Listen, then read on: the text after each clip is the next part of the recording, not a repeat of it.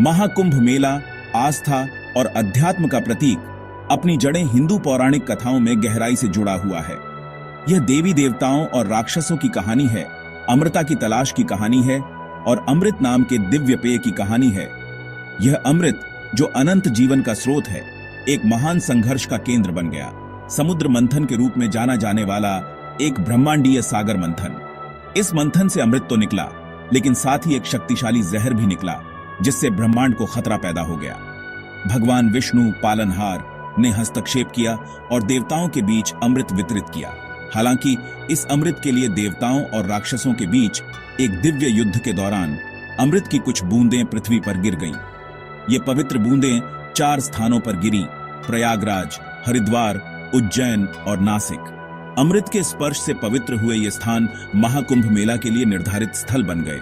इसीलिए कुंभ मेला केवल एक सभा नहीं है, बल्कि इन धन्य भूमि पर वापसी है।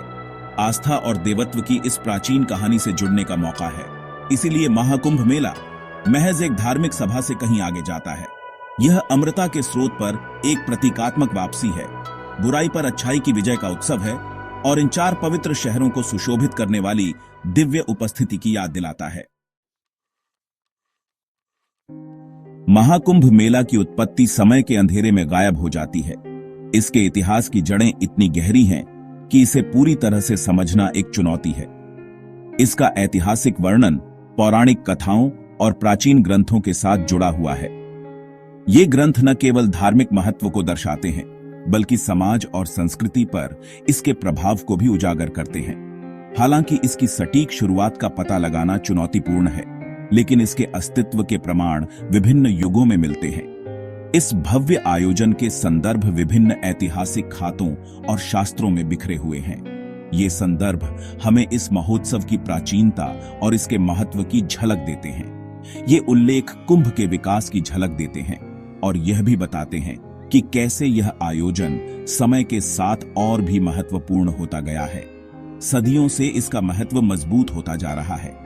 यह आयोजन न केवल धार्मिक दृष्टिकोण से, बल्कि सामाजिक और सांस्कृतिक दृष्टिकोण से भी महत्वपूर्ण है। कुंभ मेला के सबसे पुराने लिखित खातों में से एक चीनी यात्री ह्वेन त्सांग के लेखन में माना जाता है, जिन्होंने 7वीं शताब्दी सी में भारत का दौरा किया था। उनके लेख प्रयागराज में तीर्थयात्रियों की एक विशाल सभा का वर्णन करते हैं, जो कुंभ के दौरान अनुष्ठान स्नान में संलग्न है। ये विवरण हमें उस समय की धार्मिक और सामाजिक गतिविधियों की एक झलक देता है। उनके लेख प्रयागराज में तीर्थयात्रियों की एक विशाल सभा का वर्णन करते हैं, जो कुंभ के दौरान अनुष्ठान स्नान में संलग्न है। यह विवरण त्योहार की प्राचीनता और भव्यता को रेखांकित करता है, जो कुंभ के दौरान अनुष्ठान स्नान में संलग्न है। यह वृत्तांत त्योहार की प्राचीनता और भव्यता को रेखांकित करता है और उस शुरुआती समय में भी इसके महत्व को उजागर करता है। यह वृत्तांत त्योहार की प्राचीनता और भव्यता को रेखांकित करता है और उस शुरुआती समय में भी इसके महत्व को उजागर करता है। उस शुरुआती समय में भी इसके महत्व को उजागर करता है। पुराणों और रामायण और महाभारत जैसे महाकाव्यों सहित प्राचीन हिंदू धर्म ग्रंथ भी कुंभ मेला का उल्लेख करते हैं। पुराणों और रामायण और महाभारत जैसे महाकाव्यों सहित प्राचीन हिंदू धर्म ग्रंथ भी कुंभ मेला का उल्लेख करते हैं, यद्यपि हमेशा सीधे तौर पर नहीं। ये ग्रंथ अक्सर विशिष्ट खगोलीय संरेखण के दौरान अनुष्ठानिक स्नान के लिए प्रयाग और अन्य पवित्र संगम बिंदुओं पर आने वाले ऋषियों और देवताओं की कहानियों का वर्णन करते हैं। ये ग्रंथ अक्सर विशिष्ट खगोलीय संरेखण के दौरान अनुष्ठानिक स्नान के लिए प्रयाग और अन्य पवित्र संगम बिंदुओं पर आने वाले ऋषियों और देवताओं की कहानियों का वर्णन करते हैं, जो कुंभ की प्राचीन जड़ों की ओर इशारा करते हैं। ये ऐतिहासिक और शास्त्रीय संदर्भ जबकि खंडित हैं, सामूहिक रूप से कुंभ मेला की स्थायी विरासत की तस्वीर पेश करते हैं। यह भारतीय चेतना में गहराई से निहित एक प्रथा के रूप में उभरता है। सदियों से इसकी अखंड कंटिन्यूटी का प्रमाण है और युगों से अपने आध्यात्मिक और सांस्कृतिक महत्व को बनाए रखने की क्षमता है। और सांस्कृतिक महत्व को बनाए रखने की क्षमता है। यह महाकुंभ मेला न केवल एक धार्मिक आयोजन है, बल्कि भारतीय संस्कृति और परंपरा का एक जीवंत प्रतीक भी है। महाकुंभ मेला सिर्फ एक धार्मिक मंडली नहीं है, यह आस्था, भक्ति और सामाजिक सद्भाव का जीवंत ताना बाना है। यह विश्वास की एकीकरण शक्ति का प्रमाण है, जो जीवन के सभी क्षेत्रों के लाखों लोगों को अध्यात्म के इस भव्य उत्सव में भाग लेने के लिए आकर्षित करता है। इसके केंद्र में कुंभ मुक्ति की खोज का प्रतिनिधित्व करता है, मोक्ष, जन्म और मृत्यु के चक्र से, जो हिंदू दर्शन का एक मूल सिद्धांत है। कुंभ के दौरान पवित्र नदियों में स्नान करने की क्रिया गहन अर्थ से लदी होती है। ऐसा माना जाता है कि यह न केवल भौतिक शरीर को शुद्ध करता है, बल्कि संचित पापों को भी धोता है, आध्यात्मिक प्रगति का मार्ग प्रशस्त करता है। सामूहिक रूप से की जाने वाली शुद्धि का यह कार्य साझा उद्देश्य और उच्च लक्ष्य की ओर सामूहिक प्रयास की भावना को बढ़ावा देता है। कुंभ मेला एकता और समानता की भावना का भी प्रतीक है। जाति, पंथ, सामाजिक प्रतिष्ठा या पृष्ठभूमि के बावजूद हर कोई परमात्मा के सामने समान रूप से एकत्रित होता है। यह सामाजिक सद्भाव कुंभ के सबसे उल्लेखनीय पहलुओं में से एक है, जो सामाजिक बाधाओं को पार करने के लिए आस्था की शक्ति को प्रदर्शित करता है। इस प्रकार महाकुंभ मेला साझा मानवीय अनुभव के एक शक्तिशाली अनुस्मारक के रूप में कार्य करता है। यह अपने शुद्धतम रूप में आस्था का उत्सव है, अर्थ और मुक्ति के लिए स्थायी मानवीय खोज का प्रमाण है और एकता और साझा आध्यात्मिक आकांक्षा का एक शक्तिशाली प्रतीक है। भाग 4, दिव्य नृत्य, महाकुंभ का आयोजन और उसकी मुख्य तिथियां। महाकुंभ मेला का समय मनमाना नहीं है, बल्कि आकाशीय गतियों से जटिल रूप से जुड़ा हुआ है। यह आयोजन एक गहन ज्योतिषीय प्रक्रिया का परिणाम है। इस भव्य आयोजन में महत्व की एक और परत जुड़ गई है। यह केवल एक धार्मिक मेला नहीं है, बल्कि एक खगोलीय घटना भी है। इसका होना सूर्य, चंद्रमा और बृहस्पति की स्थिति से जुड़ी एक जटिल ज्योतिषीय गणना द्वारा निर्धारित किया जाता है, जो सदियों पुरानी परंपराओं और ज्ञान पर आधारित है। विशेष रूप से जब बृहस्पति मेष या वृष राशि में प्रवेश करता है, यह संरेखण एक विशेष आध्यात्मिक ऊर्जा का संचार करता है।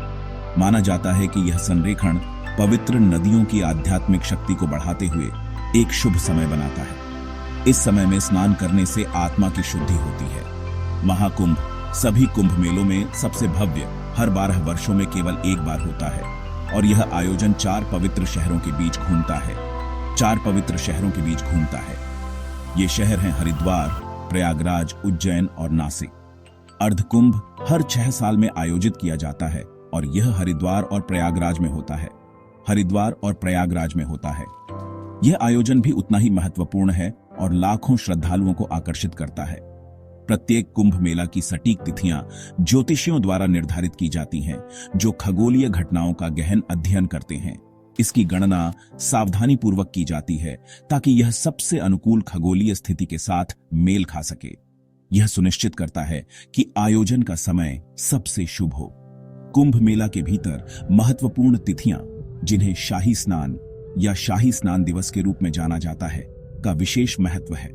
ये तिथियां विशेष रूप से चुनी जाती हैं।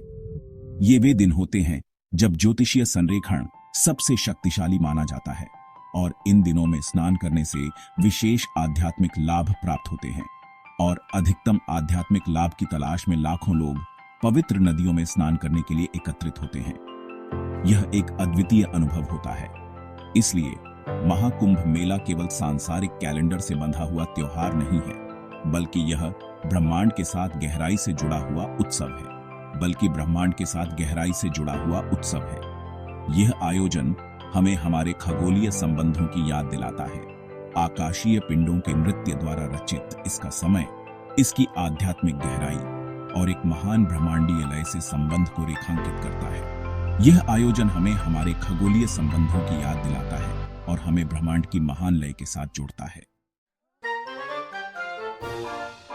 भाग 5, आस्था का शहर, महाकुंभ मेला का वातावरण और गतिविधियां।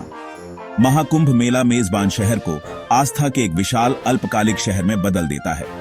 आध्यात्मिक ऊर्जा से स्पंदित एक अस्थायी लेकिन जीवंत महानगर। यह एक ऐसा स्थान है जहां हर कोने में भक्ति और श्रद्धा की झलक मिलती है। वातावरण विद्युतीय है, भक्ति और प्रत्याशा से भरा हुआ है। हर चेहरे पर एक अनोखी चमक है जो उनकी आस्था और विश्वास को दर्शाती है। लाखों तीर्थयात्री भगवा वस्त्र या साधारण सफेद पोशाक पहने सड़कों पर उमड़ पड़ते हैं। उनके चेहरे पवित्रता, उत्साह और दृढ़ संकल्प का मिश्रण दर्शाते हैं। यह दृश्य एक अद्वितीय सामाजिक और सांस्कृतिक मिलन का प्रतीक है। हवा में मंत्रों का जाप, शंख की ध्वनि और भक्ति गीत गूंजते हैं। यह ध्वनियां एक आध्यात्मिक वातावरण का निर्माण करती है जो हर किसी के दिल को छू जाती है। धार्मिक प्रसाद के रूप में चढ़ाई जाने वाली अगरबत्ती की सुगंध और गेंदे की महक हवा में व्याप्त है। यह सुगंधें एक पवित्र और शांति का अनुभव कराती हैं। पूरा शहर एक खुले आकाश के नीचे मंदिर में तब्दील हो जाता है, जिसमें अस्थायी आश्रम और शिविर परिदृश्य को दर्शाते हैं, जो शहर में उतरे लाखों लोगों को अस्थायी आश्रय प्रदान करते हैं।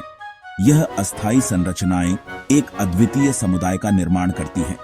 अनुष्ठानिक स्नान के अलावा महाकुंभ मेला सांस्कृतिक और आध्यात्मिक गतिविधियों का संगम है। यहाँ विभिन्न प्रकार के सांस्कृतिक कार्यक्रम और आध्यात्मिक सभाएं होती हैं, जो लोगों को एक साथ लाती हैं। प्रसिद्ध आध्यात्मिक नेताओं द्वारा धार्मिक प्रवचन, जिन्हें प्रवचन के रूप में जाना जाता है, बड़ी संख्या में लोगों को सुनने और सीखने के लिए आकर्षित करते हैं। यह प्रवचन लोगों को आध्यात्मिक ज्ञान और मार्गदर्शन प्रदान करते हैं। नागा साधुओं, सांसारिक संपत्ति का त्याग करने वाले तपस्वी योद्धाओं के जुलूस देखने लायक होते हैं। उनके शरीर राख से सने होते हैं और उनके जटाएं बहती हैं। आध्यात्मिकता के एक कच्चे, तीव्र रूप को दर्शाती है। यह दृश्य एक अद्वितीय और अविस्मरणीय अनुभव प्रदान करता है।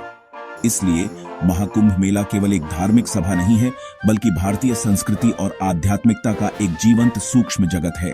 ये एक ऐसा स्थान है जहां हर कोई अपने जीवन के विभिन्न पहलुओं को समझ सकता है। ये एक संवेदी अतिरेक है, स्थलों, ध्वनियों और गंधों का संगम है जो एक अविस्मरणीय अनुभव बनाते हैं, जो इसे देखने वाले सभी पर एक स्थायी छाप छोड़ते हैं। महाकुंभ मेला एक ऐसा अनुभव है जो जीवन भर याद रहता है।